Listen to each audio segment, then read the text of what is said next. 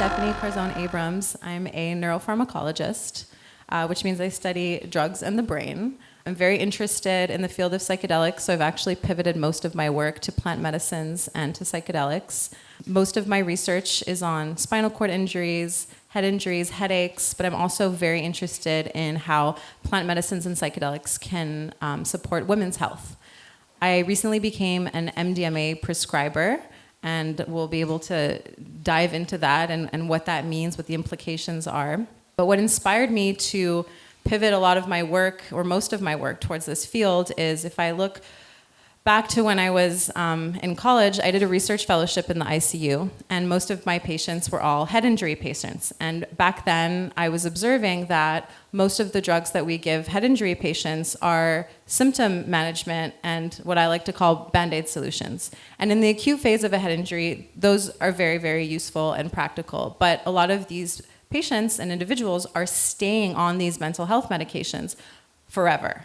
And that didn't seem normal to me, and it was definitely something frustrating. It was definitely something that the whole pharmacy team at that time would discuss, and it was also the center of a lot of our research. And after I did that research fellowship, I actually worked in industry at Johnson & Johnson in medical devices and had a bit of a career change. But when I was looking to return to this field, I had that light bulb moment of, I wonder if psychedelic medicine could actually support people with different neurological disorders, right? So I began to search for people who were doing that kind of work, and I found incredible neurologists who were, and everything kind of snowballed from there. So I still do research, but I also have a consultancy called Beyond the Bench, and it's research solutions, science solutions, and operations and strategies for all kinds of organizations, whether it's plant medicine or plant supplements, but also clinics. So a lot of physicians are trying to start up their integrative medicine, private practices, and they're integrating psychedelic therapies as well as a service. So I'll help them get started, ensure that practices are ethical, and it's been an incredible journey doing this work, and I'm excited to be here and talk about MDMA and heart openers and the culture of MDMA and how it, weaves into the science, because I feel that typically we tend to separate both of those worlds, but Jane and I believe that those worlds are very much close together, and you need both. So yeah, that's me. Amazing. Yeah, it's beautiful to be here. I never thought I'd be talking about psychedelics in Santa Barbara with this groovy crowd. Yeah, it's amazing. My name's Jane Garnett. I'm a psychedelic-friendly psychotherapist, Oxford-educated, and an EMDR practitioner. And I come to this work really from psychology. So I entered psychology after being in the entertainment industry, and I was quite shocked by that transition. Obviously, the film business, the entertainment industry is very dynamic and exciting, and suddenly I was just sitting in these one-on-one situations talking to depressed people, and I'm like, why am I here? What's going on? And I start asking all these questions. So I start taking this deep dive myself in my own life, a parallel track, psychedelics, sexual healing, you name it. I just went on every wild journey I could take while I'm still staying sort of prim and proper in my therapy practice. And of course, inevitably, the world started to collide, and I was getting all of this information from my own research.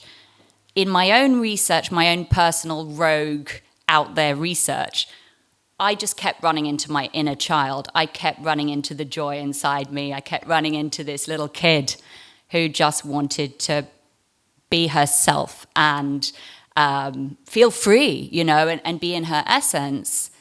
And then in my sort of grown-up life, I was playing all these roles and, being basically sort of a man in a white coat, which is so not who I am. So I'm evolving, but I'm also sort of being a professional. This is an interesting spot to be in.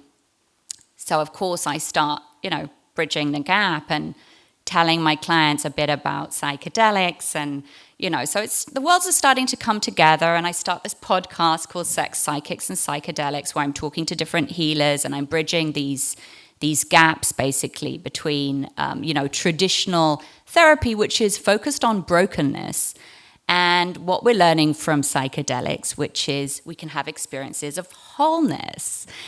And so from this position, from this research position, I find myself back on the dance floor, kind of like 20 years after I used to be, raging in the early days, when I overdid it, and thought MDMA was terrible. Then I'm coming back to the dance floor with these sort of psychologist eyes, going like, holy fuck. There are all these therapeutic principles being applied here. What's working in therapy, what's working in EMDR is working on the dance floor, but like exponentially. Because, okay, what have we got? We've got people looking in each other's eyes. We've got connection. We've got that felt sense of safety. When you take MDMA and you're in a room full of people, you're like, here we are. There's presence, there's safety, there's containment. All these things you're getting in therapy, right? Seeing and being seen. This is very, very healing, being accepted. But you've also got celebration. You've also got embodiment. You've got bilateral stimulation from dancing on the floor. It's like, wait a minute, we're talking about MDMA for like PTSD. That's great. But like, what about for the collective? What about collective PTSD? What about collective healing? So this is where I'm at in the journey, super turned on by this sort of pairing of these elements of joy and these elements of education. So I've got to find out more. This brings me to Stephanie. I'm like, I need some people who know about the fucking science and who also know how to have fun. And science is fun. So this is fun. So we're having fun. Yeah. So thank you for joining us in this what I think is a really fun conversation. And so I just want to kind of draw some of your knowledge out of you around this and keep the conversation going. So, all right, let's just start with the science of MDMA. Okay. Let's get some grounding. Well, I have a question for the audience, and you don't have to answer if you don't want to. But who has tried MDMA? Okay, cool. Okay. Yeah. Do people generally understand how MDMA works? Raise your hands. I just want to see where I'm coming from. Okay. All right. So I'll just give a little overview. So the interesting thing about MDMA is that it is going to play on three major neurotransmitters or neurochemicals. So you have serotonin, which is known to be mood stabilizer, an uplifting neurotransmitter. You have dopamine, which is motivation and reward, and then you have norepinephrine, very energetic. And what's interesting about MDMA especially is this parallel activation of dopamine and serotonin at the same time, which means that not only are you coming from a place where your heart is open, but every interaction that you have with another person or with a therapist, guide, facilitator is rewarded by that dopaminergic effect, right? So it's like you're encouraged to keep having these amazing, profound interactions and having trust in the people around you, whether they're your friends or they're your guides or facilitators, is a key component to the success of MDMA therapeutically.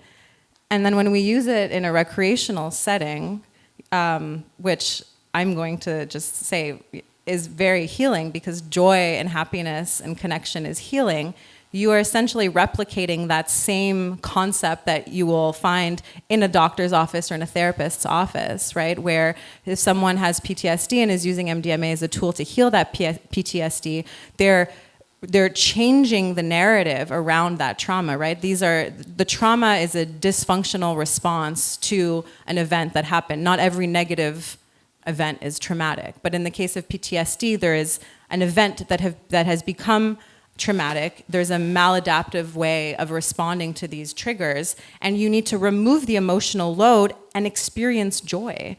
Well, can I chip in there as well? Yeah, sure. I think, a lot of trauma, and this is through the sort of EMDR lens, is there's what happened, which can be, something terrible, obviously, there's a range, but it's how what happened is dealt with and how you're in connection around what happened, because terrible things can happen and we can heal. And we can be resilient and we can overcome them. Are we seen in our trauma, or is it something that's hidden or disconnected from?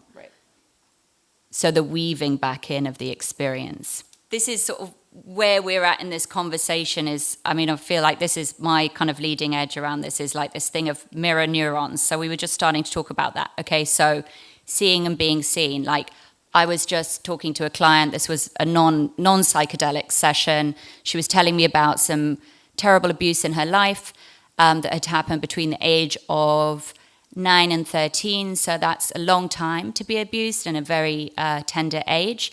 And as she was telling me, tears were coming out of my eyes, and I cried a lot in the session.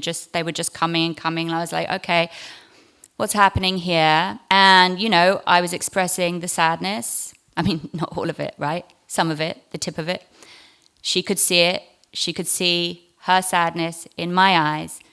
And so she could connect to it. So that wasn't obviously not going to take her all the way, but it's touching it, to touch on things together, to be able to look into each other's eyes and say, wow, I'm sorry this happened to you, or wow, I'm delighted that you're here, whatever it is. So there's something about this thing of seeing and being seen, which is definitely established in the therapy dyad.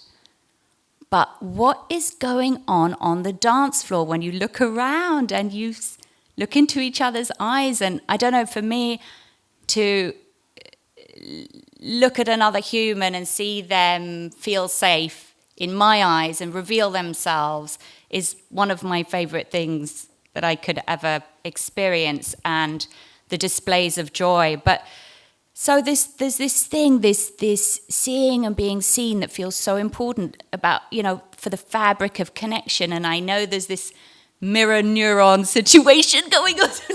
Let's talk about mirror neurons. Okay, quickly. Mirror neurons. Don't be quick about it because it's important. Does anyone know about? Okay, let's talk about mirror neurons. So these cells are activated when, let's say, you are learning to do something, and then you see someone doing that very same thing that you are trying to learn. So these cells are activated in that circumstance. And this is so important when we're talking about relearning how to deal. I'm just gonna make it very, top level, high level. Or this whole thing about psychedelics, if you wanna break it down as to why it's so efficacious and successful, is that it's putting you in this position where you are able to learn in a way that you have not been able to since you were a child. And a lot of the times we need to relearn how to react, right? We need to relearn how to do things, how to think about things. And so psychedelics are opening this critical window of relearning, and it's an actual window that stays open for a certain period of time. And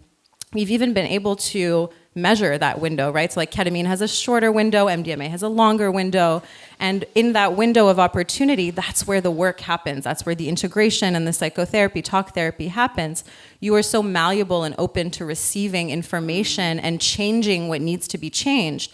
But on the flip side, if you are not properly guided and the information that is coming in is not positive or is not constructive, it can very much go the other way, right? You could be negatively impacted.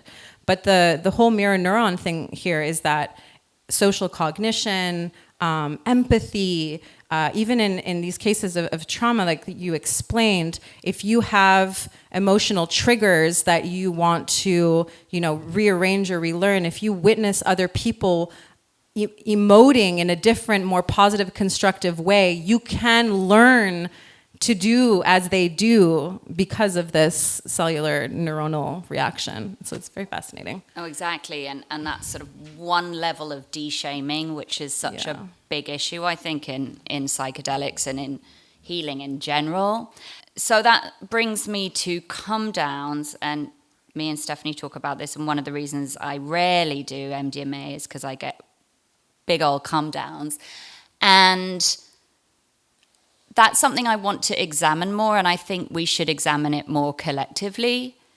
Because, this goes to what is chemistry, right? You can say a come down is, just a chemical thing, or you could say, look at it through more sort of psychoanalytical eyes. And, if I look at my come downs, I could say, oh, I have really sensitive chemistry, which is normally how I say it.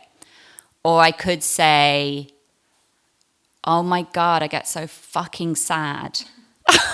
Because in one moment I had this experience when I was connected with all these people. I know it's Sunday night and you got to work Monday morning, and it's but seriously, it's you're like it's heaven, to be in a state of connection. And it's not always like this on MDMA. I'm talking about these kind of peak experiences, where you're seeing and being seen, you're in your body, you're dancing, you're in joy. It's like yes, we are making love collectively. This is such good shit, right? This is where I want to be. And then, yeah, it's Sunday night and I'm in bed and I've got a headache and I've got my to-do list and my kids want me and I'm not being the mum I want to be and, you know, blah, blah, blah. But really what I'm feeling is I'm so sad because I want to be in that moment all the time. And what if it's fake?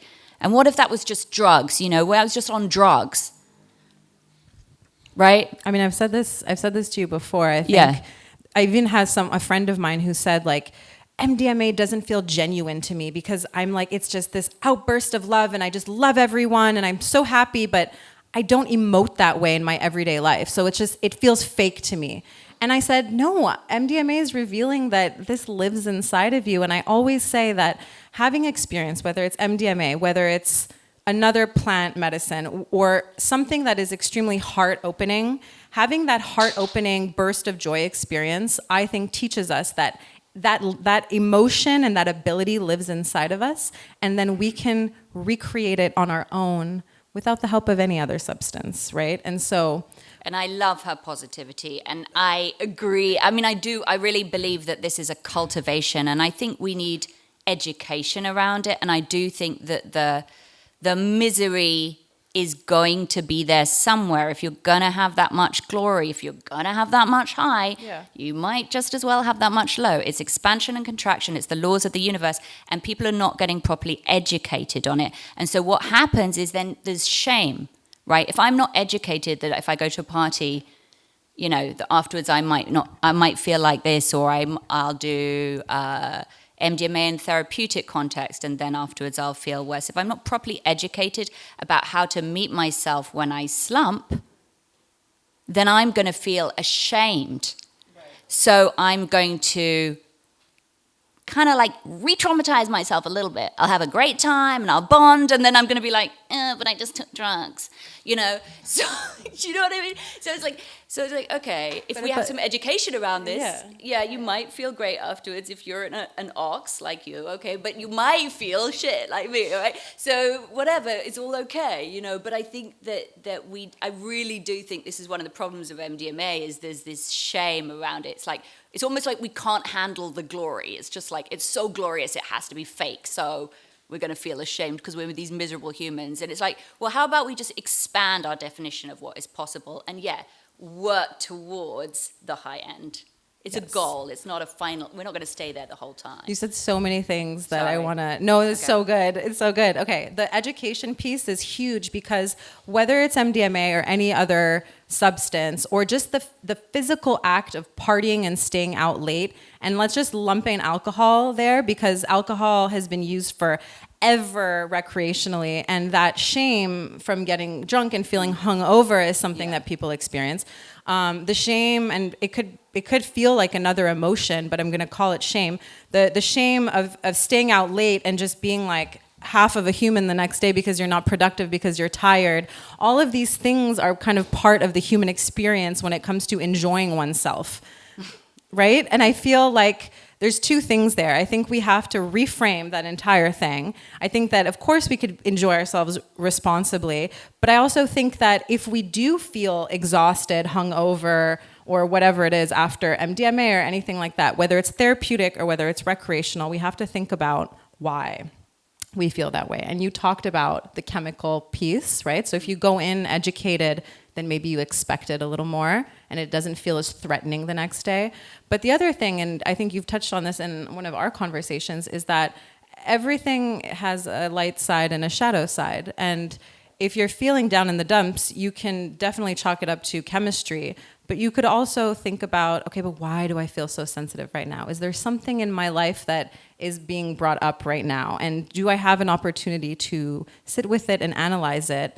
And what I say each and every time is, if you're doing preparation and integration in your therapeutic work with MDMA or any other medicine, you should also do prep and integration work with those same substances in your everyday life. So whether you're with your friends on a dance floor or in their home or in a therapist's office, you have an opportunity to integrate the experience and to fuel it with a little bit of intention. I mean, these substances are mind expanding, they're life expanding.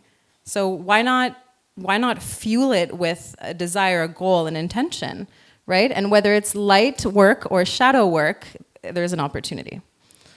Absolutely. I mean, I think that the shadow piece is the least talked about, and right, and it's why I think one of the reasons I think people are just like, danger, danger. And I was like that for many years because I overdid it in my early 20s. I did a lot because I was at Oxford and we were all in our heads so much and we just wanted to have fun and be in our bodies and be kids, you know? So that's what we did. And it was great. And then it's suddenly like, wait a minute, all I'm doing is taking MDMA and recovering. And then I was like, oh, MDMA is bad. You know, I just was like, it's bad. It's warping your brain. It's like, it's depleting you. It's not good. Take it away. And so it was the last psychedelic I came back to. And now it's the one I'm most interested in. And I'm most interested in it really because I think two things. One is I think this shadow piece, this come down piece is really interesting. I think it's a massive opportunity for getting to know ourselves and for compassion and for dealing with, if I just use myself as a model, and I doubt I'm the only person in the world who goes through this on an MDMA come down, loneliness, sadness, feeling separation, split from God, split from source. I mean, this is part of the human experience, let's face it. I mean, it's just true. Look around, right? So what are we doing with that? We're going to just hide there or make rules around that and try and never feel that? Or, I mean, good luck, you know, it's not going to happen. That's like, we're humans. So, okay, so there's an opportunity to really grow compassion and education around that piece of like, and it's not just drug come downs, it's just being down. You know, it's just like, what do we do when we're down? And how do we deal with that? And how do we manage that? And even if we feel like we have to go into a hole, how can we feed ourselves compassion there? So I think that's a really important part of it. And then the other part of it, and why I'm so keen on MDMA right now, is really just, you know, this extraordinary acceleration in consciousness that's going on globally, and it's a lot to handle. And it doesn't feel like the rugged individualism model really works very well. And I feel like that's what I've seen from, as a psychotherapist, that it's really great to be in a dyad and it's really great to do one-on-one work. And there's something really precious about that, but it's not enough. It's not enough to affect real change. And I think that there is some real call for collective change right now. And I feel like there are these dance floors and it's happening, but it's not happening with full awareness. And there are these therapy pockets and it's happening, but it's not happening with full awareness. And it's like we're kind of starting to wake up to how we might be more creative together and heal together and become healing machines together. We don't quite know how to do it yet, but I feel like we're learning through these experiences and it's quite exciting. Yeah, well said. The collective. So something interesting about MDMA therapy is the sessions are extremely long, right? And so that's an expense, you know, for providers. It's a lot of energy, but then for people too, you know, like they're having to commit to 6 hours, and then how often can you do these sessions? So because it is also very heart opening and uplifting and energetic, there's group sessions. You know, people are now looking at this model of therapy that could include maybe up to 5 people, right? Maybe not just one facilitator, maybe a couple. But I love that psychedelic therapy in general, but particularly MDMA, is showing us that we have an opportunity to change the typical traditional therapeutic model. It's also pulling from the history of MDMA, right? So like it was created in a lab, and people, the chemists were trying to see how it could be used therapeutically, and then it leaked onto the dance floors, and then it became part of this rave and dance culture, and it became an underground black market drug. But that whole history is extremely important in the progression of MDMA and where we are now, because that's how people got to experience it. And now we're able to use those real life, practical, hands-on experiences to fuel the scientific research and to create a model of history that will, of therapy that is not only sustainable, but that will work for people, right? Because people want connection. What did the pandemic show us? That we didn't like to be isolated, that we want to know our neighbors, that we need to know our neighbors, and we want friendship. And and community. And so this collective mindset, I feel like we're shining a light on the collective mindset with psychedelic therapy. It's not just about the drug. It's all the lessons that these types of substances and how we use them are teaching us that I think is so important. And it's also spilling into, traditional medicine practices. There's more collaboration between specialists because specialists are realizing that it's not enough to just treat the one thing, that humans have many things and we have to look at them 360 degrees, and in order to care for them, it is a holistic approach. Like, the word holistic has gotten such a bad rap. Like, everybody thinks the holistic is like hippy dippy shit. It's not. It just means the whole person. And traditionally, neurologists and psychologists didn't really talk to each other because they thought that it was two different things, the brain and then the psyche. But it's not. You need both, and humans need that collaboration. And whether it's like a serious medical diagnosis, or it's just you going through something difficult and you need to just move through it, I feel like accessing these tools is imperative. Wow, I could rant on this. Yeah, I just want to you chip need to in on interrupt me. The holistic word is interesting because I remember thinking the holistic was like a sort of vague word. But it's actually so important in relation to what we're talking about, or my background in this anyway, which was realizing that a lot of the therapy model, the psychotherapy model, is based on this idea of brokenness.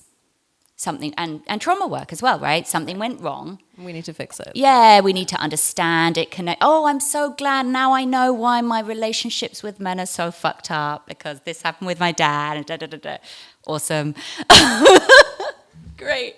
I had another realization of why this is so fucked up, right? All this stuff about the broken furniture, what went wrong. There's some value to that, like we said, to share these stories and to find compassion and to look around them from different angles. But that's just one part of the picture, right? And that's brokenness. That's what happened. It's the past. It's what went wrong. What we're not focusing, and what we know this, right? We focus on stuff and we manifest more of the same, right? So the mental health industry is focusing on brokenness. What are we getting? More brokenness, yay. Okay, so we're not focusing, I'm not just talking about holistic, like looking around the whole human, but the concept of wholeness, right? The idea of wholeness, the imprint of wholeness. If we could really embrace that we do have that inside us, and usually I think the way in is the child. If you don't know where it is, it's in the child. The child is the map of wholeness. It's like the map of the essence of wholeness that exists. But wholeness exists. And as we focus on it, we manifest it. And we've built these industries around brokenness. And I feel like psychedelics can help us have felt experiences of wholeness and then start living lives based on wholeness. And I'm sure this will resonate with you guys. It's just a more gratifying way to live. It's just an embracing of life, But I do want to talk about back into the shadow side of things. MDMA is a huge deal. We know from what's going on, right?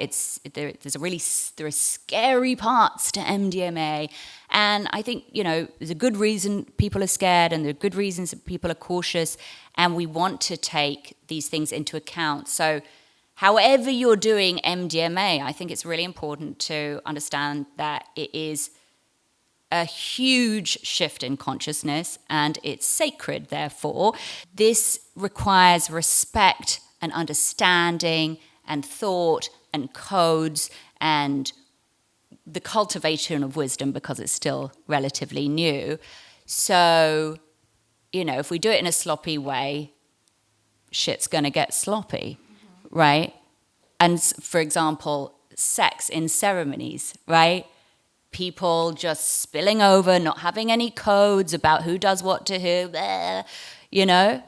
this kind of thing needs to be talked about to really optimize the experience. Otherwise, it's going to continue to get a bad rap. So let's talk about that, like safety, protocols, rituals, any tips? That's a big question. I mean, I think, the sexual side of things, I just think always think about it, always talk about it if you're going into an MDMA experience, with a friend, a lover, a group. Yeah. you know? Yeah. So I'll touch on something. So I mentioned at the start that I did my MDMA prescriber training. So what that means, so I live here in California, but I'm Canadian. And in Canada, there's a nonprofit group called Therasil. They're advocacy, policy, education, but they're also the ones in the Supreme Court fighting for the right to access psilocybin and MDMA therapeutically. So they put together trainings and education for providers, but they created something called the prescriber training.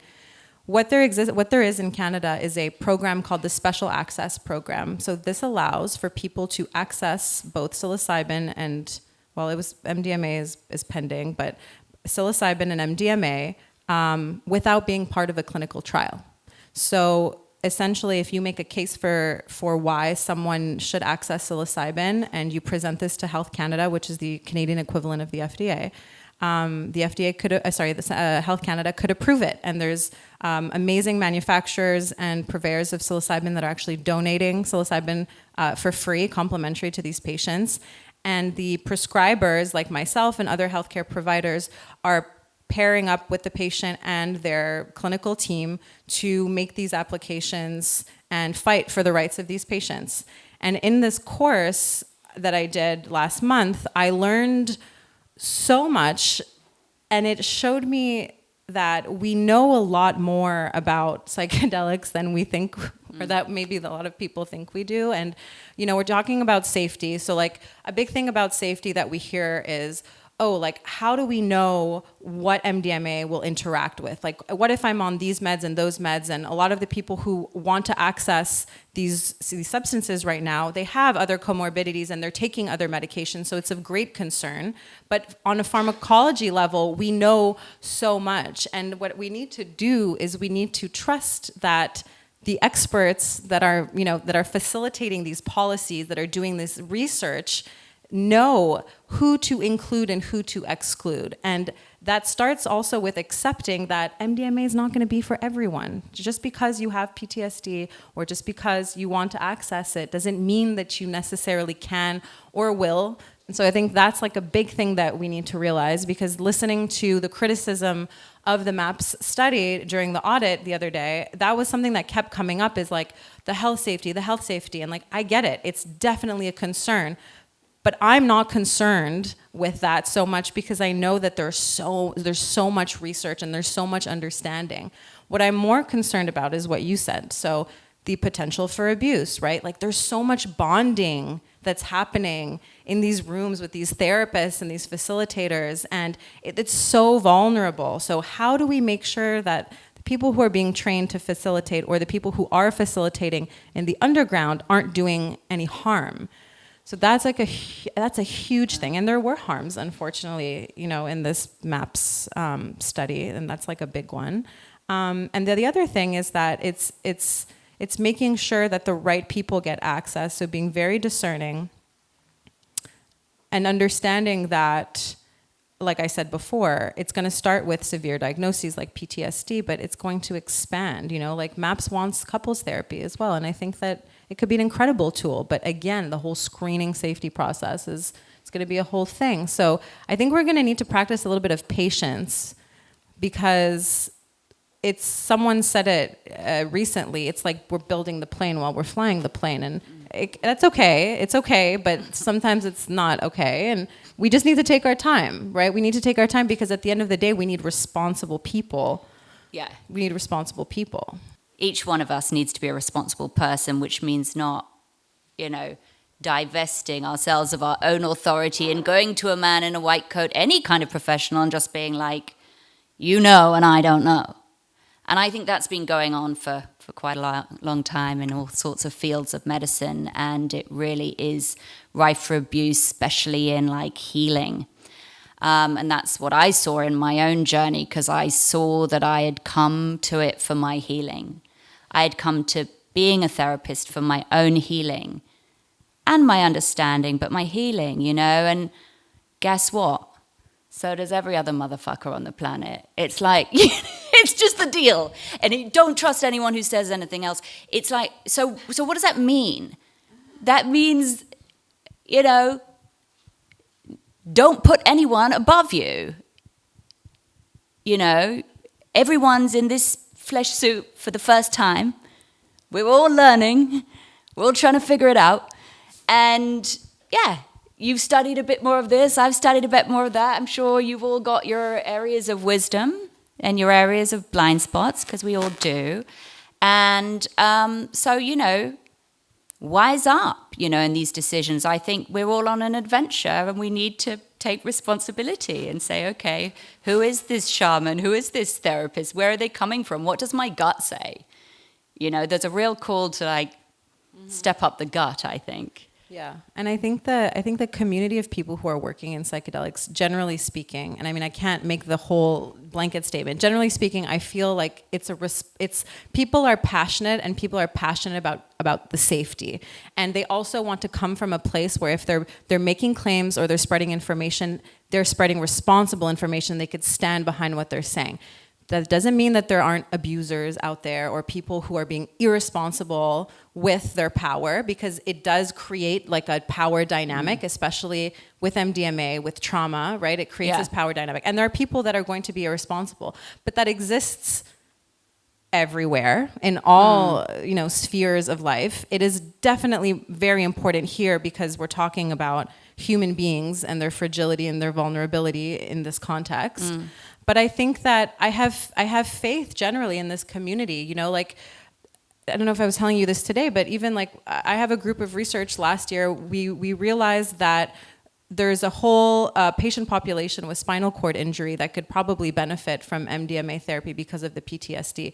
But then we also realized that because of the spinal cord injury, their reaction to MDMA could actually lead to very severe adverse events. So we took it upon ourselves to do the research and publish the paper and try to get the word out that facilitators need to screen. So for me, like just that small thing, right, of publishing a paper and then talking about it, just demonstrates like the values that this community has and that we are trying our best, you know, to put our best foot forward to keep people safe.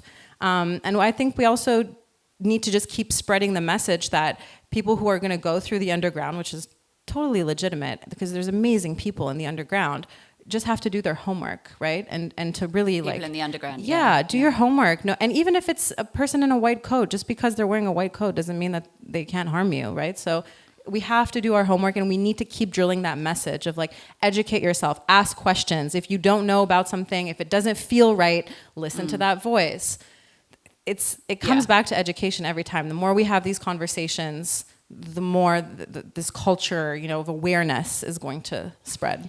Yeah, I agree. I think education and the responsibility for your own creativity. So, you know, we can create these structures, and we are more and more off-grid. Like, you know, in our last talk, there are people who are coming forwards and saying, you know, we're just doing our own thing over here. We're putting a group together. I'm like if you empower yourself and you educate yourself, you don't need a therapist. Like, you can just do it. And a lot of people are just doing it. But you can do it in a way that's therapeutic and responsible, right? It doesn't just have to be like a, you know, random party. You can be like, okay, we've got this group, we've got this location, we're going to prepare for it, we're going to do integration work afterwards, we're going to have a code around sexual behavior, we're going to, you know, replenish ourselves, we're going to take the right supplements, we're going to, you know, I think this is really beautiful that there can be these, you know, new patterns of empowerment. And yeah, I mean, just going back to what I said about, you know, not trusting the men in white coats, I do feel like the psychedelic folks, I trust more because there's more motion in psychedelics, there's less stagnation. The people who are taking them are moving through things quickly. Shadow, light. It doesn't mean that they've landed. It doesn't mean that then they're stable. But they are learning and growing, so they're alive. And that's really important. I mean, you know. Should we talk about like heart openers that are not psychedelic? Yeah. Legal ways to do it legally. Yeah. So MDMA is an incredible heart opener. It's known as an empathogen, right? It makes you feel into your heart. It creates a big dump of serotonin in between your neurons, right? So a lot of it is circulating. And like we talked about, the come down could be a little bit harsh at times. It's also not a legal drug, so you might not want to partake, right? And you might not know where to source it. So those things are important to think about. And there's so many different rituals and practices that involve just yourselves, maybe like a friend or a partner or a group of friends, and also beautiful plant medicines like cannabis and cacao, kanna, which you took today. Any of you feel anything? Do you feel nice? Yeah?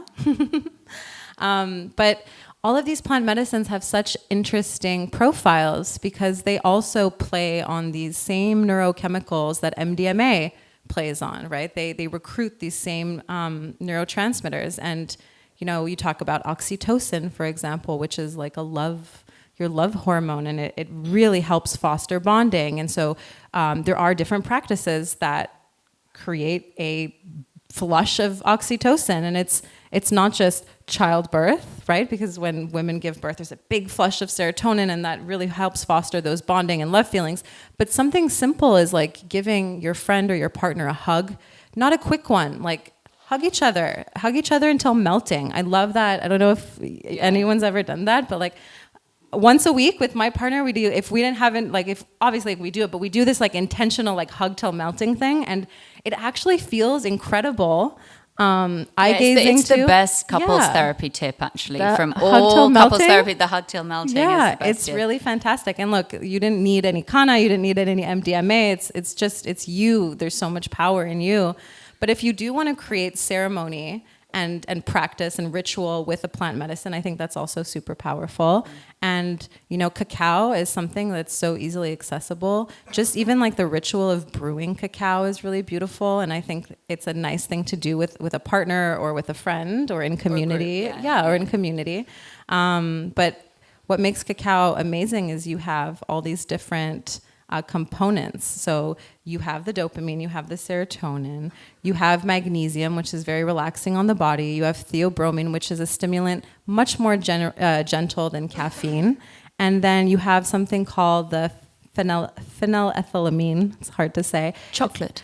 Yes, it's in your your bliss. It's like a bliss molecule, right? And yes, chocolate, the pleasing, textures and flavors. And so doing a little cacao ceremony in community, I think could be very beautiful and stimulating.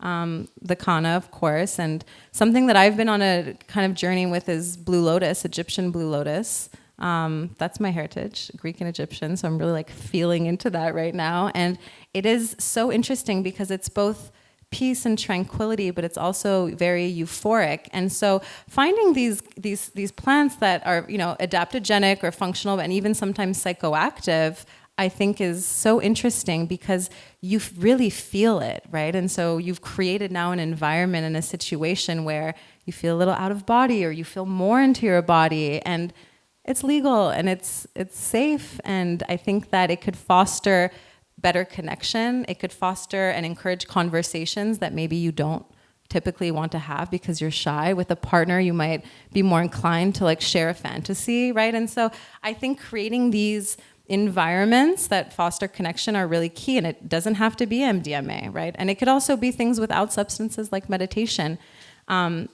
We all know that meditation and mindfulness or just practices that encourage stillness are really good for the central nervous system, right? But I mean, meditation is psychedelic as fuck. Like it really is. And if you look at the brains of experienced meditators, there's actually like changes in the anatomy. The prefrontal cortex can become thicker. There could be more gray matter in the hippocampus. Your amygdala, which is your center of like fear and anxiety, can become actually smaller and decreases in blood flow. It's so fascinating. And then a network in our brains that is often recruited in these psychedelic experiences is called the default mode network. And when it's overactive, you have self-rumination, you have feelings of self-doubt, you have distraction.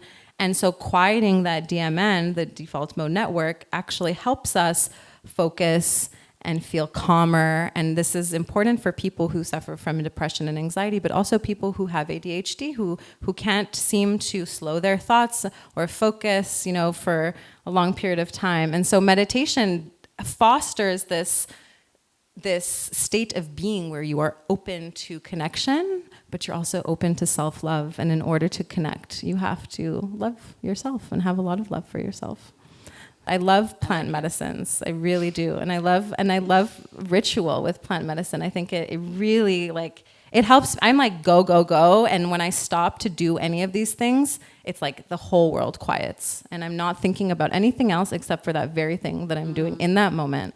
You know, and I feel that about yoga. When I'm dancing, I feel that way. I kind of get like lost in the music, and people around me are lost in that same music. So you're just like, yeah, we're vibrating on the same frequency. It's amazing.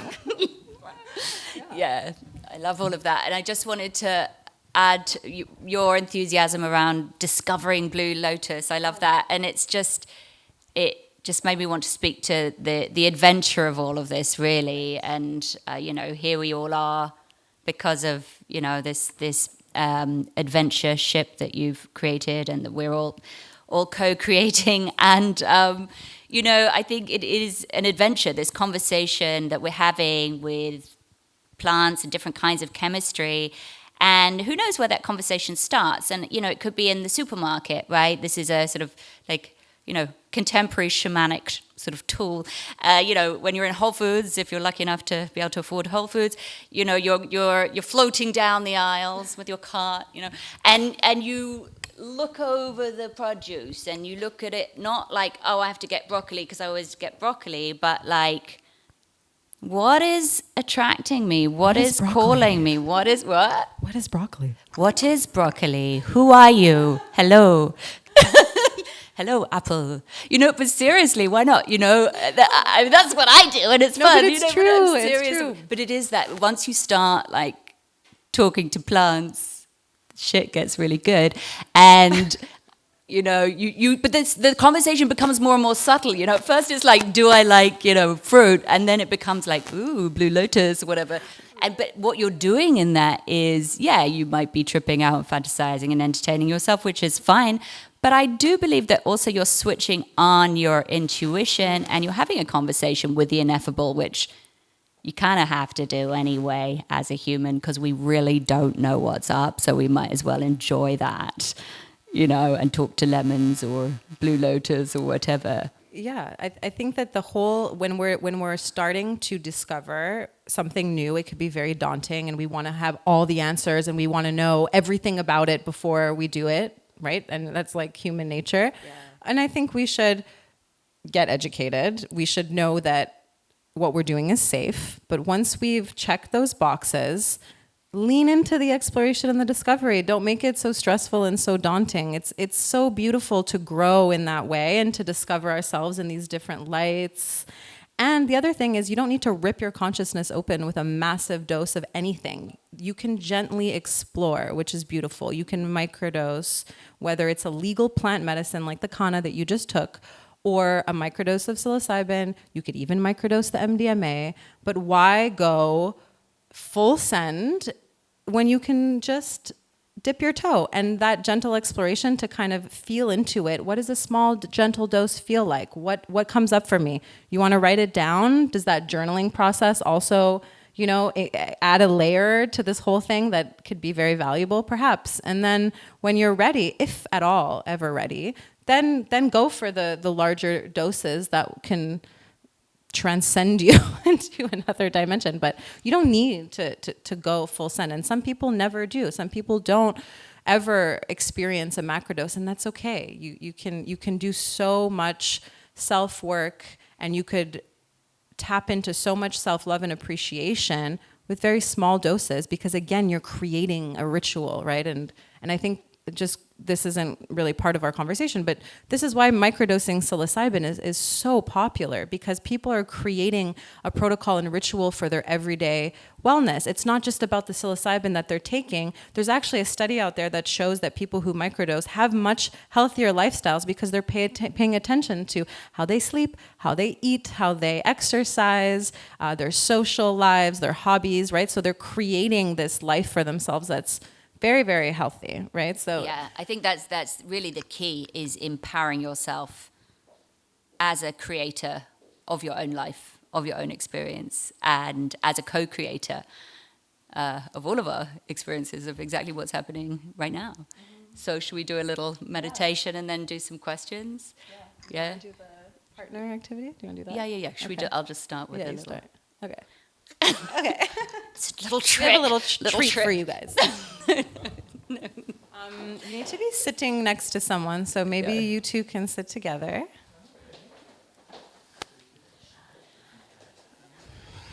And then find someone. If someone's sitting alone, just go sit next to them. Let's do it. I'm just going to drop them in first. Yeah. To do the eyes closed thing.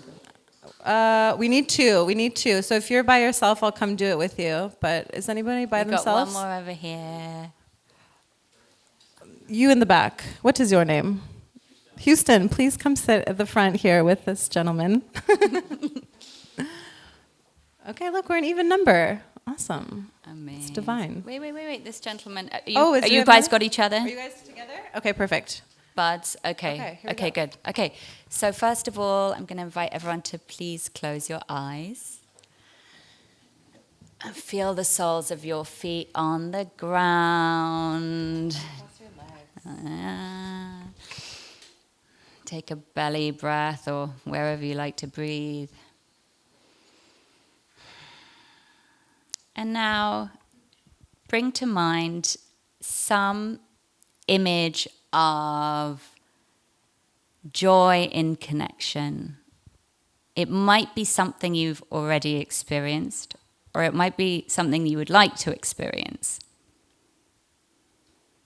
So, imagining yourself in a state of ultimate joy and connection, and whatever comes to mind, go with it, don't judge, and just see how that feels in your body. And breathe into it and sort of like expand into it, feel into it. If it's not an image, don't worry, it could be a felt sense. Just joy in connection. And just taking another breath with that. And then when you're ready, in your own time, softly opening your eyes. And turn to the person next to you so that both of your eyes meet the other person's eyes. And start by introducing yourselves. Even if you know each other already, introduce yourselves. You can shake hands. Okay. And after you've introduced yourself, I would like for you to share something with the other person that you really want them to know about you. It could be something fun, it could be something personal, but just something that pops into your mind that you want to share with them, and then vice versa. They might not want the other person to know anything.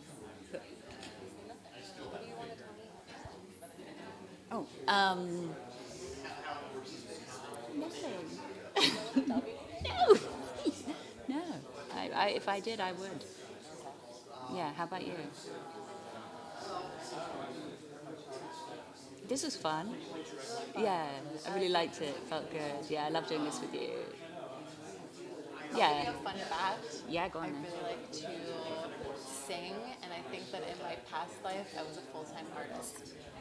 Well, I think in this lifetime you're a full-time artist in your own way, and I know that you like to sing because I was with you in Vegas when you were singing. It was me, yes, it was me. I was there. I know, that was fun. I know, that was hilarious. I like that whole ride. But yeah, I like this exploration. I think it's fun. Yeah, look, it's like different again from the last time. Yeah, I prefer this. It's more relaxed and this, and also because we're developing it, we're growing, we're learning and growing together in community. This is a more. No, I know we have to. I think we need to keep switching up a little bit each time. Yeah. Okay, 30 more seconds. Just wrap up, and if you haven't switched, switch.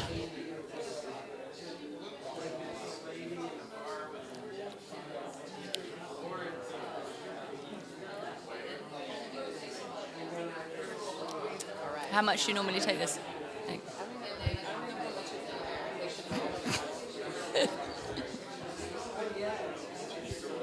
Then do you just wrap it up? How do you wrap it up? Oh, okay. Okay. Let's wrap up our sharing gently and slowly. Having a nice time. Just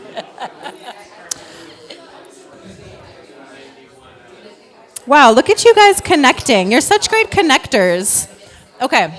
Naturals. You're very natural, and you'll get to connect further after the talk. But I'm going to interrupt you real quick. You're going to keep facing your neighbor, so stay facing each other. And you're going to look into each other's eyes, and you're simply going to observe each other for about 45 seconds. And it might be uncomfortable, and you might laugh, you might cry, who knows? It's only going to feel like about 10 years. It'll be fine. But just feel into it. Just turn and gaze at each other. Feel into it. It's okay if you giggle. Try to slow your breath. If you feel nervous, you can look away for a moment, but return your gaze.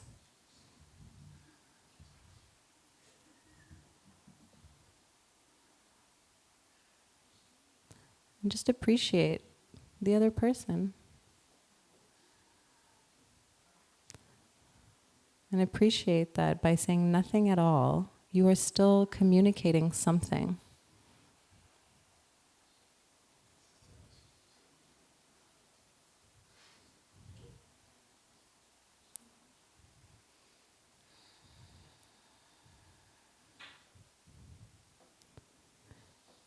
And as we come to the end of the 45 seconds, realize the power that is within you to connect just as two human beings.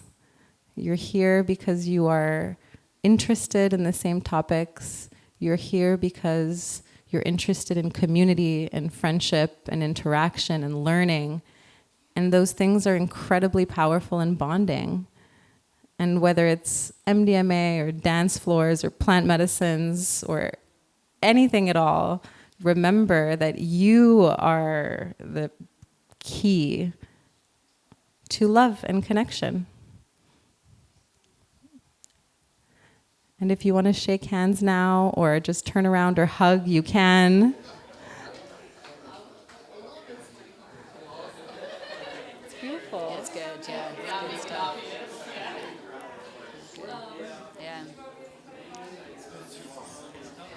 People have different tolerances for it. Yeah. It's interesting. Yeah. Thank you. Thank you. Thank you, everyone, for listening, for being here, and thank you, Jacob, for having us so much. Yeah, thank you. Thank you so much. We can move into questions, but yeah, we're hanging out. Yeah. Got a lively bunch here. Yeah. Okay, cool. A third mic. Okay. We have a third mic.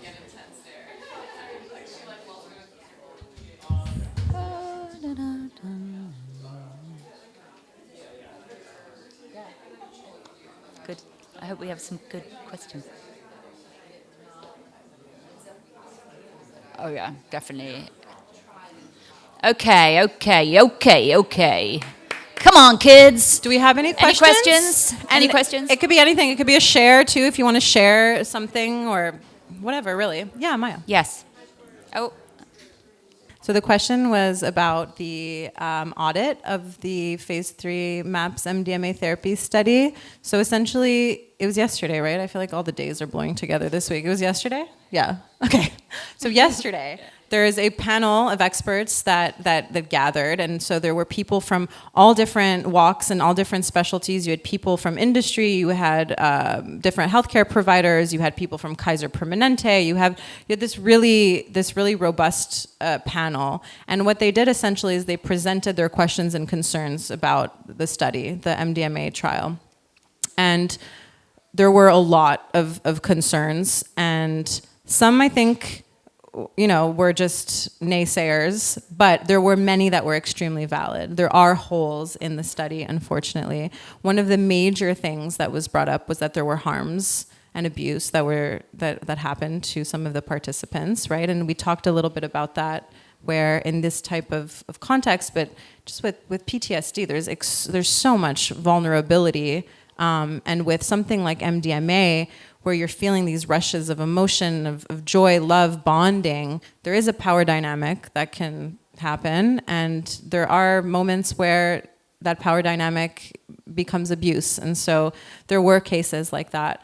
Another thing was heavy selection bias. So 40%, I believe, of the participants had been MDMA users, and so you can see how that could lead to very favorable reports. There was also an unblinding of the therapists, which means that when the therapists are reporting outcomes, there will be a sway in the positive direction because they know who had MDMA and who didn't. There was a lack of diversity in the group as well. Different racial backgrounds can mean different DNA, which can mean different mutations in the DNA, different health concerns, right? And so you need to be able to evaluate that.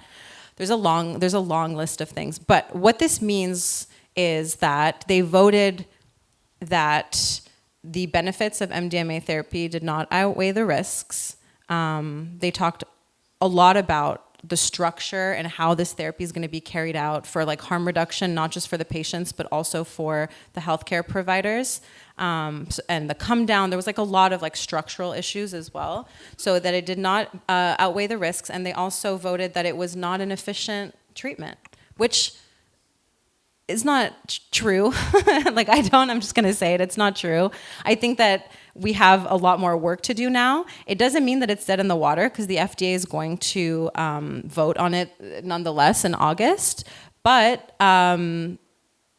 they're heavily influenced by this panel, and so in my opinion, I think it's going to be dead in the water. I don't think it's going to be approved, unfortunately, because it's very apparent that the study wasn't carried out appropriately and properly, and so it's going to take now a lot more work. And I think we can do it, but I mean, it's going to take a lot of money as well. So it's like a whole fundraising thing. And I might be mistaken, but I'm pretty sure that a CRO was not hired to consult on the clinical research organization to consult on the trial. So it's just like, these are extremely difficult trials to carry out, and there's so many things to think about, and you really do need to make friends with the people who do run clinical trials.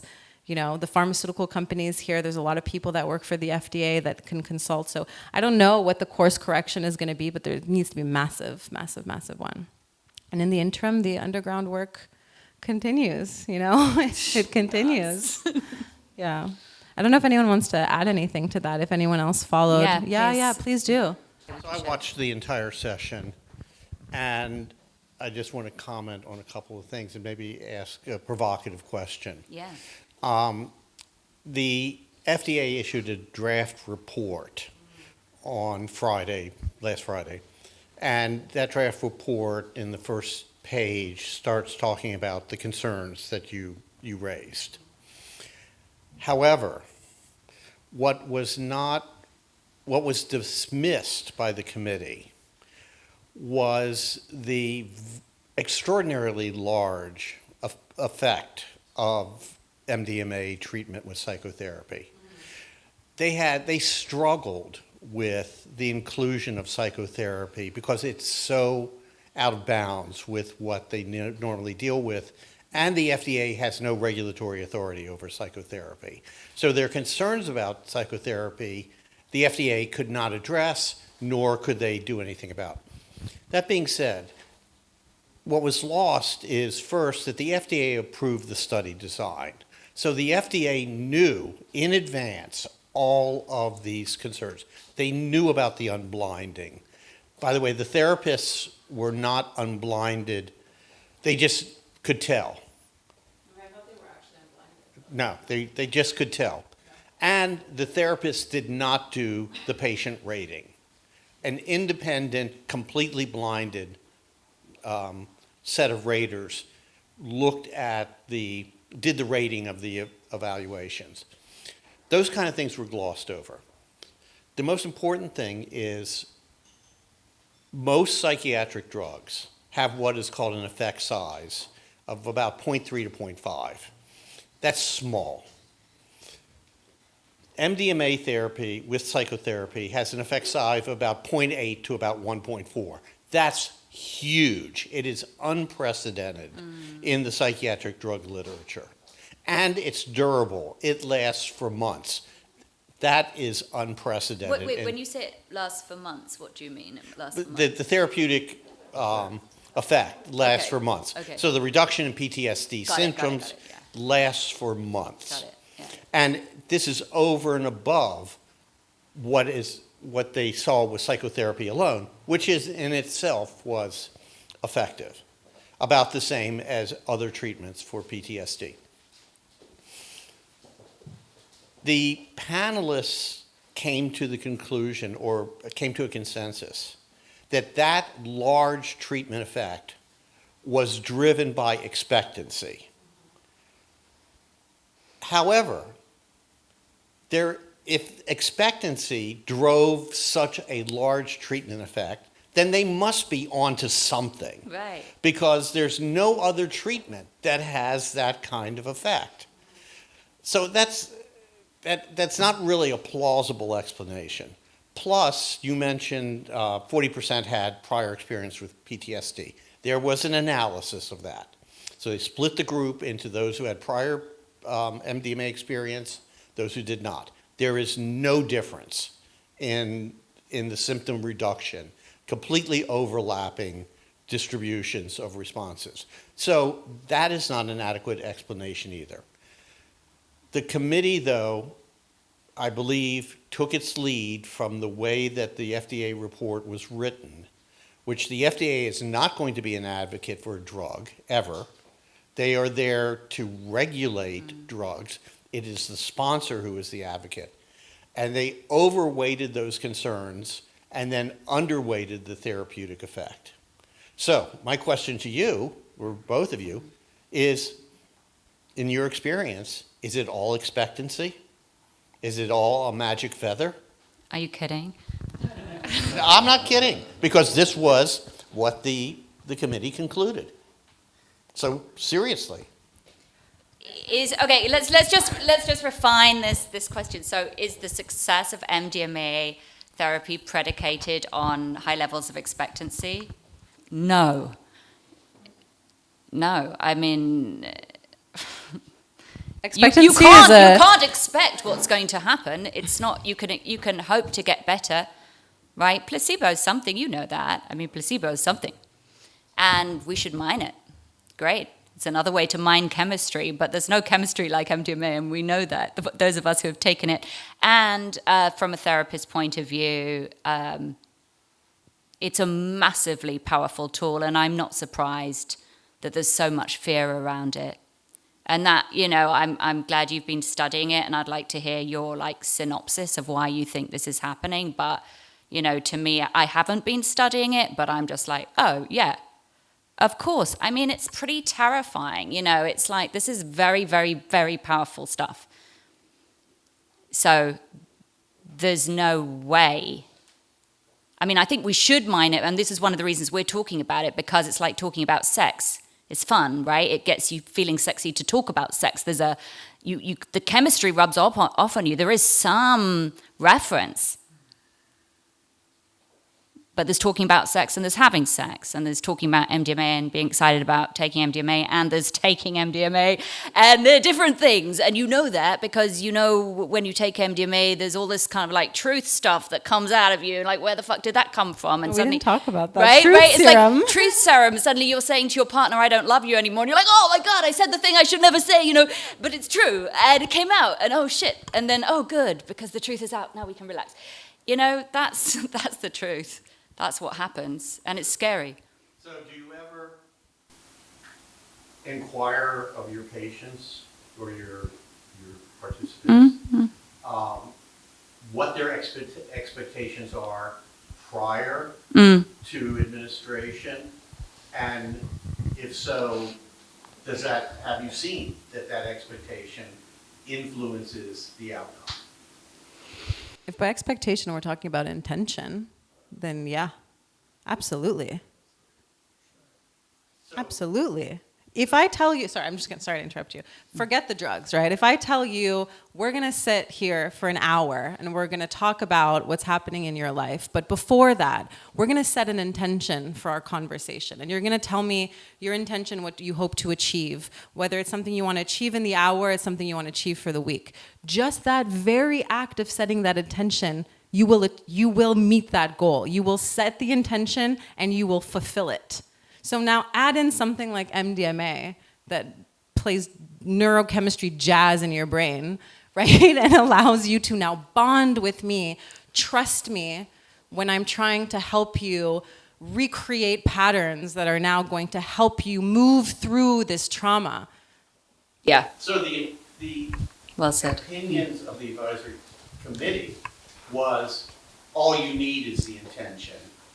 All you need. But clearly not, right? Like let's...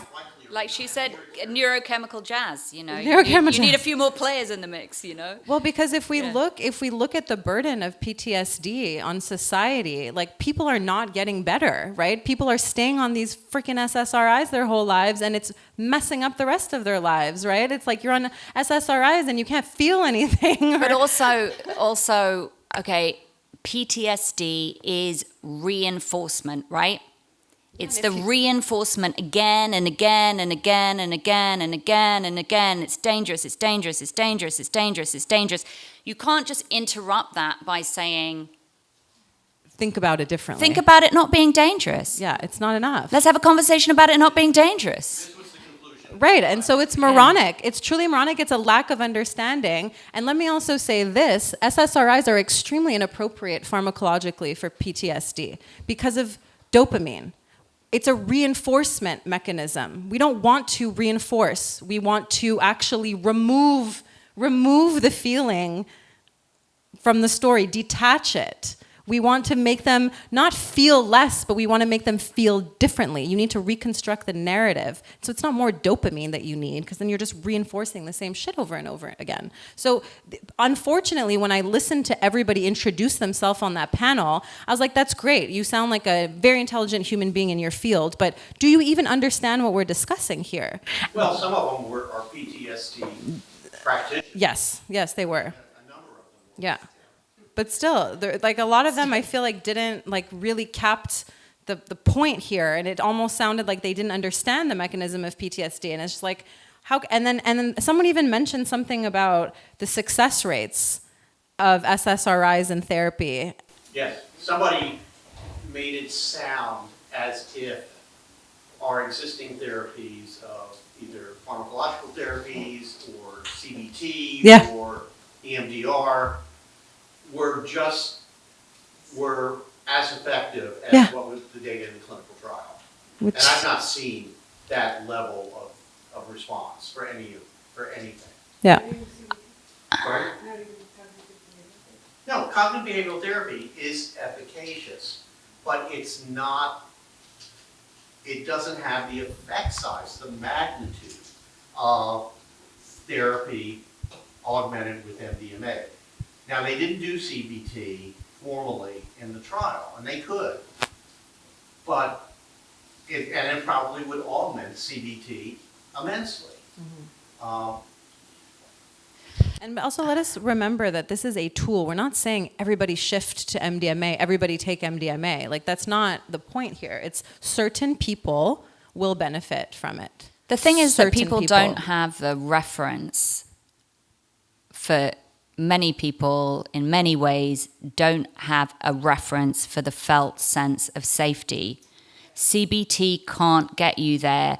I think EMDR is super effective. I do attachment-focused EMDR, and it's quite close to psychedelic work. It's very close. I think IFS, EMDR, and psychedelics are like the trifecta, in my opinion. But for PTSD, you know, the felt sense of safety is a chemical imprint. You can't get it without getting it. You can't feel it without feeling it. It's nobody's fault. You know what I mean? And so, yeah, this is very helpful. And it's a big deal to put the felt sense of safety into somebody's body. Oh, that's scary. What if everybody starts feeling safe around here? What's going to happen? I don't know. I'm curious, like, what's your takeaway? I mean, you've been studying this. If you had to say what's going on, what would you say? The vote is non-binding, so these are recommendations. I think that this happens a lot in scientific review panels of all sorts. So I spent 20 years listening to grant reviews at NIH. And very, very often, perfect is the enemy of the good. So many of the committee members expressed wanting to see a pristine experimental design. Right. And you can't have a pristine experimental design with this drug or with this population. Yeah. But that's what they wanted. You mentioned diversity. Actually, for the sample size, it had an adequate representation of at least African Americans. But they criticized it, right? They Yeah. criticized it. I was just stating what was brought up. Because there wasn't enough to do a separate analysis. However, that's the sample size the FDA approved. So this study would not have gone forward without prior approval from the FDA. So they knew what the sample size was, they knew what the composition was, they knew that people would be accepted in the study who took MDMA in the past. And by the way, if they took MDMA in the past and that had a positive influence, why are they in the study? They wouldn't qualify. So the review was problematic in the sense that the study was not perfect. Lycos did fail on a number of points. They didn't have cardiovascular measures, they didn't have hepatotoxicity measures, they didn't have positive adverse events, meaning euphoria. On the other hand, and that was a real neglect, the FDA was not happy about that latter part, but MDMA is not a new drug. We know the cardiovascular effects. Yes, which I was saying earlier, is like we know so much about the pharmacology and the interactions. Like I feel like that argument is just like, but it should have been included. Yeah, and so they took the fact that these things were not taken as problematic as opposed to, let's say, deficiencies. So again, their explanation for the actual efficacy data is itself problematic. But there is no opportunity in this type of meeting for a rebuttal. Lycos will make a rebuttal to the FDA. The FDA will take everything into consideration. They will consider the risk-benefit ratio on their own. They will look at the public health need. They have made decisions in the past on approving drugs that were not recommended by an advisory committee that showed minimal efficacy just because there was no other treatment available, most recently for Alzheimer's drugs. So, you know, like Trump said, he's going to have to make you wait. I'm so glad you brought him into it. That's great. Yeah, thank you. Thank you. Thank you for sharing all that. Yeah. There was a hand in the back. Was the placebo an active placebo? No. The FDA. This was a matter of negotiation between the FDA and the Lycos. It was inactive or inactive? Inactive. Inactive because. Why would they give them niacin or something? Why would they? Because prior studies have shown that it doesn't. That the niacin itself is not an effective placebo in maintaining a blind. And so there was no benefit to the study design by giving an active placebo. They considered giving a lower dose of MDMA as a placebo. That's been done in some psilocybin trials. Fascinating. But the problem with that is a low dose can actually be more problematic than a higher dose. What some people call half in, half out. Either you're feeling unsettled, but it doesn't really manifest itself into That's why anything. microdosing is So difficult. the FDA said, no, that's going to bias the results in a negative way. Do you think there's really a significant chance that they're going to approve it after this panel on something this controversial in terms of potential liability down the road? Again, the concerns of the committee about the deficiencies in the study design regarding blinding of the therapist and the patients, and the functional unblinding after they take the drug and it's evident who got what. But the fact that the treatment outcome measures were done by blinded raters, and the treatment magnitude is exceptionally large and exceptionally long-lasting. There is nothing in the literature compared to this. The FDA has to balance the concerns raised by the committee with the pressing public health This is need. the one thing it can hang on. It's There's a no other beast. treatment Yeah. that's effective anyway. Well, no, there are other treatments. I mean, in the clinical trial, psychotherapy alone had a significant Right, treatment right. effect. But it is dwarfed by MDMA plus psychotherapy. So it goes into the FDA black box. It's hard to imagine them approving it. It's hard It to is hard to imagine it. imagine, but let's imagine. Yeah, I would like to hold the vision. Yeah. I said, I'd like to hold the vision, but it's hard to imagine them approving it. Maybe they come back in some way. It'd be amazing if Lycos could rebut it and, yeah. Conditions saying you have to do post-marketing. Oh, yeah. They could ask for another study. They could approve it as is. They could reject it out of hand and say, no, you have to come back with another set of studies. It will never be a yes right off the bat. I'm so certain. Yeah, we need more studies. I think it's a and good the idea. pharmacovigilance will be huge. The post-com, it will be huge. The implications there. It is unlikely that it'll be approved without conditions, Hmm. but that is true of Many drugs. Yeah, absolutely. Absolutely. Yeah, it's a serious thing. It's interesting though, because look at this. Personally, I studied biopharmaceutical sciences. That was my bachelor's degree. So we were very much into drug development and like how the whole process works. But for many people in the science community, we don't really pay attention to that unless like it's really in your face for a professional educational reason. But look at how everyone's getting involved in the process. I think it's amazing. You know, like people are learning about things that they've never even thought about before, which is I think is super cool. And even being able to have this conversation, having it live yesterday and being able to tune in, I think that's awesome. It's really interesting timing. Yeah, it's cool. Yeah, It's very cool. Yeah. Any Yeah, other any other- questions or thoughts? The benefit for me has been profound. It's been life-changing.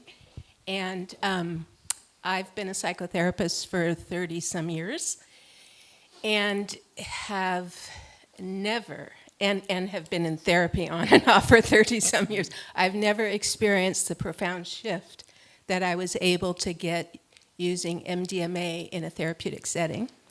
And I did it, I think, 3 times over every 4 months or so, I would go back. You did it with a therapist? I did it with a therapist.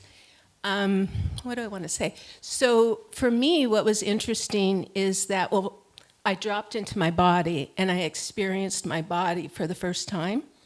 I had no idea I was so disassociated until I was able to connect with my body. And the other thing I experienced was a deep sense of relaxation and pure happiness. What was also curious, and I don't know if you guys have any experience about this, but I vomited, and it had nothing to do with nausea. It was like an energetic purge. And the first time, and I was happy doing it. Yeah. Let it out, baby. And it was so interesting because the first time it was like coming from my solar plexus, where I know I've stored all kinds of suppressed energy. And then later in the session, and then in future sessions, it came from my heart chakra area, and then eventually from my throat. So I imagine that I just have this energy that's been blocked, and it helps me moving it out and through my body. And then for me, I had a life-threatening illness, and I read the book, The Body Keeps the Score. And sorry that my voice is shaky. It's partly I'm on medications, pharmaceutical medications, that make me this way when I get a little bit of adrenaline, so I'm apologizing for the shakiness. So I had this very rare illness. It was autoimmune related, and it destroyed my kidneys. I had a transplant in 2010, and 2 days after the transplant, the disease came back. And the doctors told me, basically, you're in a category now where it's almost hopeless, and 4 out of 5 transplant centers would not do another transplant with me again.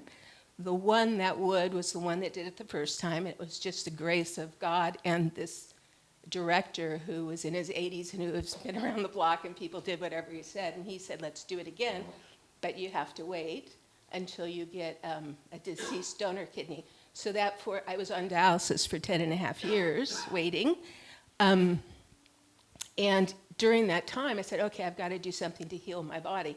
So I feel that for me personally, the psychedelic medication had helped me heal from the inside out, my body, based on Bessel van der Kolk's work. That's all I had to go on. And it's like, I knew the doctors thought I was out of my mind, and I didn't even bother trying to explain it to them. But that's the path that I went on. And with a 0 to 20% chance that this was going to work, I ended up having this transplant and blew everyone away. It's like the disease didn't come back this time. And it's been a year almost. So anyway, that's my story. Wow. And, yeah. Beautiful. Yeah. And I can't go back to doing therapy the way I used to. Yeah. After having this. So it makes me very angry that the FDA is not approving it. Yeah. And I knew from the beginning, it's like, I don't have time to wait for the FDA to approve this. I'm just doing whatever I can do to get a hold of this with the right people and to do this for myself. So anyway, I'm working on a paper to write, a paper for a professional magazine, just because I think the story needs to be told, even though, again, it's a case study of one, but I am a complete, it transformed my life on many levels. But I was curious about the vomiting part. Yeah, I mean, vomiting, that's really, well, first of all, thank you for sharing your story. I have so much respect for what you've been through and for your intuition that got you to take radical measures and get out of your mind. Interesting terminology, right? Mm-hmm. Maybe we should all get out of our minds and into our bodies occasionally. Yeah, the vomiting is, that's a big part of shamanic tradition. I was introduced to that with ayahuasca, is it's this idea of purging, that you're getting rid of toxic sort of energies, clusters of energies that are residing in your body. And it's interesting, you had, you were purging from your solar plexus, and the sun came out and you experienced bliss and joy and being in your body. And so these things that were blocking you and disassociating you. And again, it's so interesting, you don't know, and I'm your sister in being a formerly disassociated therapist. You don't, and I'm sure a bunch of people at the FDA are like this, and many people in our whole world are like this. You don't know you're disassociated until you reassociate. So you're like, oh, I'm in my body. Oh, I have a body. It's like you don't know until you know. And it's just one of those crazy things. And that's why you have to get out of your mind and you have to try new things and often it's adversity that will push you into those situations, right? Yeah. You feel so depressed or you're in some horrible physical situation. You're like, fuck it. I'll have to go out of the box. I'll have to go out of my mind. I'll have to go off grid, off piste, whatever it is. Right.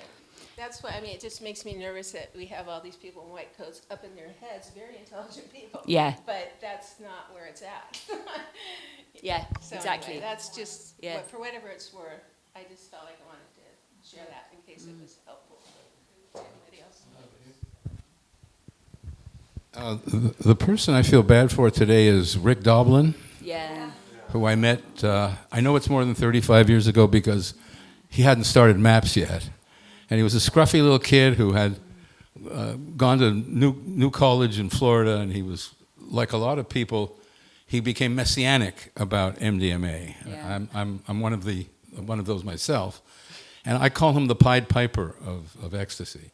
And I feel bad because he said at the time, he said, I'm going to fight this on the inside. And he went back to Harvard. He got a PhD at the Kennedy School. His thesis was about getting MDMA cleared and getting it through, and he's put in an enormous effort. He's devoted his life. He's built an immense organization.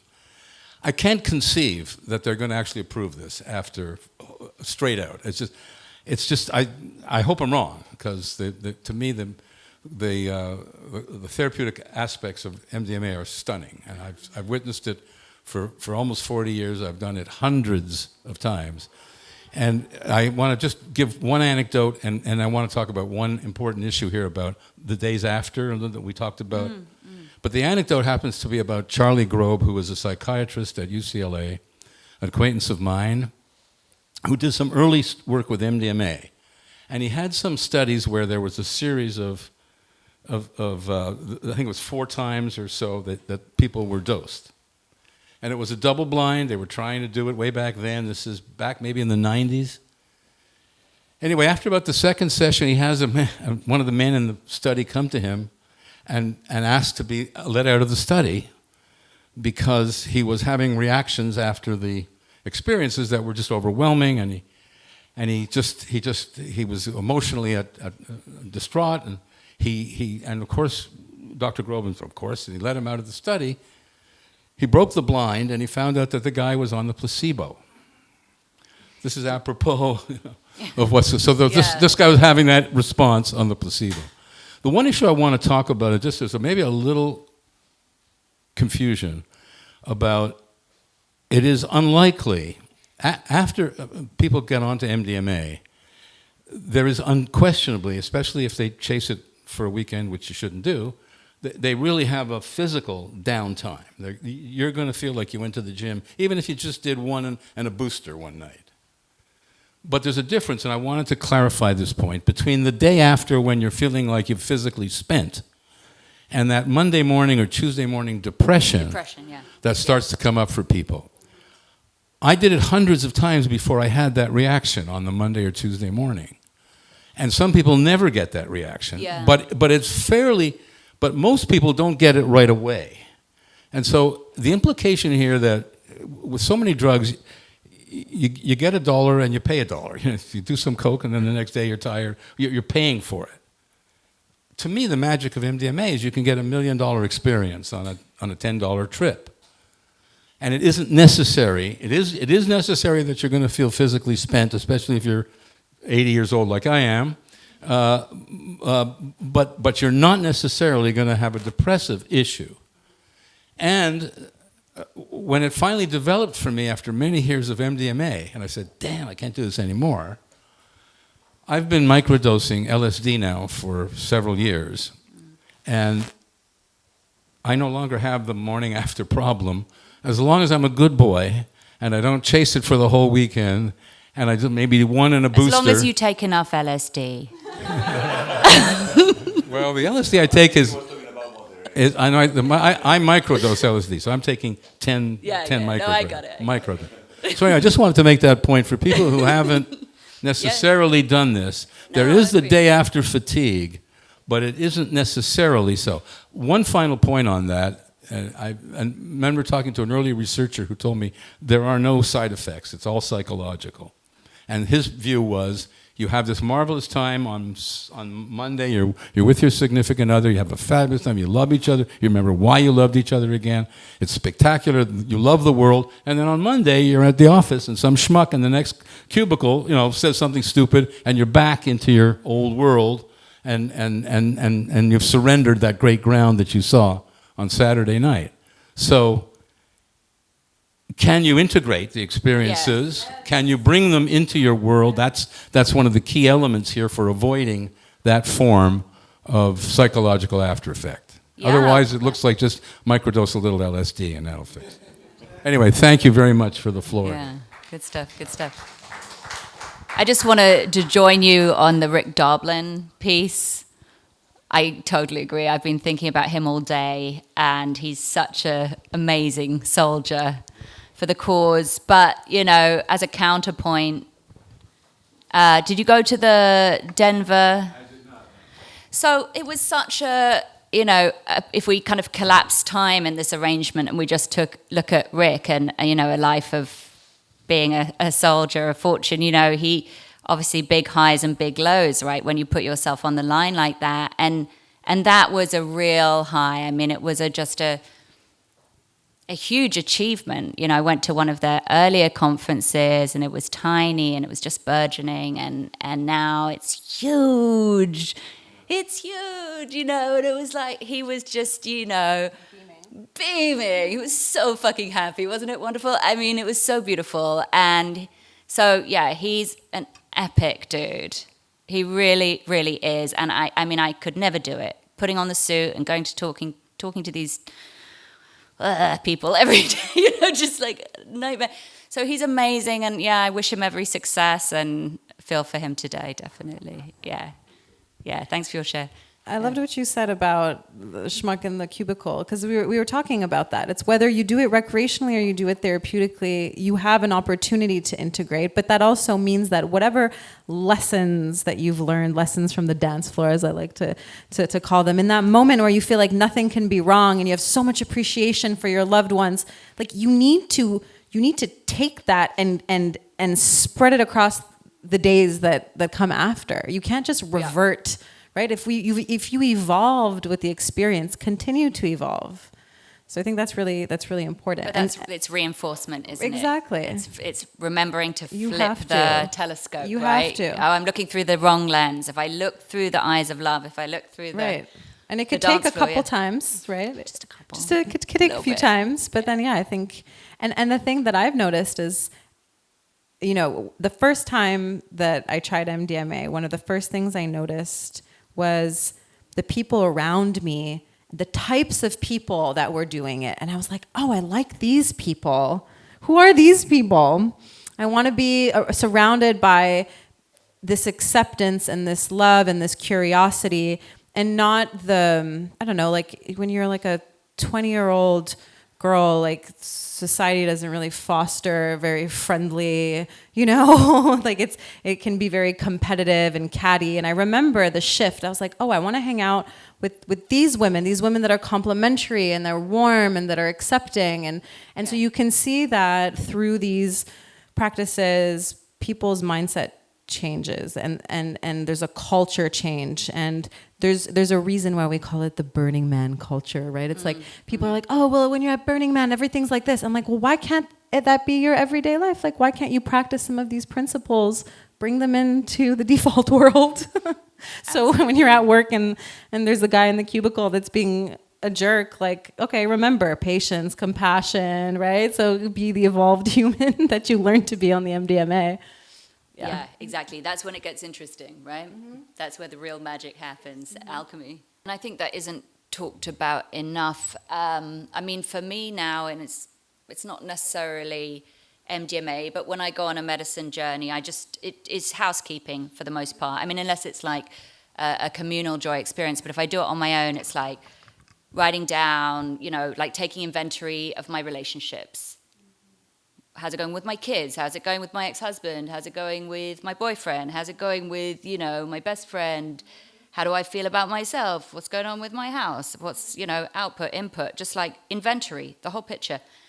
And, you know, so you're getting a map of what you want to work on, go into the medicine experience, receive, come out, write it down, and take action. That's the bit I've learned now, because I used to be like, which do I take action? Now I trust, and now I'm just like, I trust. I'm going in to do my housekeeping. I'm not going in to like have an experience. I'm going in to do my housekeeping. I'm going to like check out my heart, see where I'm off, see where I'm being an asshole, check it all out, come back out and do my work and like make it better. And it works. You have to take the action, because writing You it have down. to. Okay, you wrote it down. Okay, you thought about it. Okay, the truth came to you. Okay, great. But then what?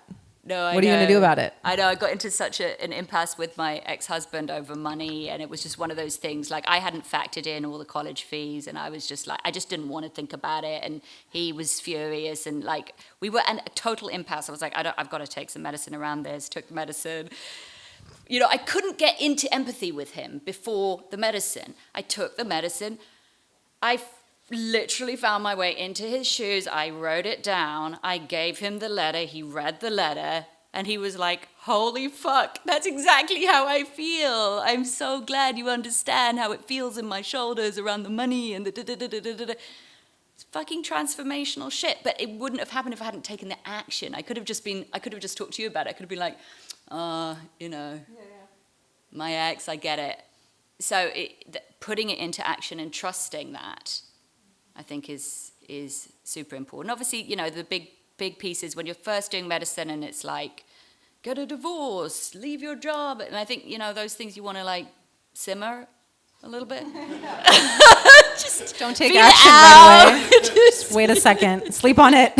Sleep on it. One night's sleep, you'll get it, yeah. And also just going back to that, the power of empathy, the power of self-love and acceptance, and going back to what you were saying about just like the criticisms of how like legacy therapies can do the same thing as MDMA. Well, people who suffer from PTSD often have not felt love for themselves in a long time. And MDMA will make you feel love and appreciation for yourself, for your body on this earth, for your life. And I'm sorry, but I don't think those legacy drugs are doing that. Like they're clearly not. So it's like, how do you measure that? How do you measure that? Exactly. It's big stuff. Yeah. Anything else? Anyone else? Thank you. Thank you so much, guys. Thank you.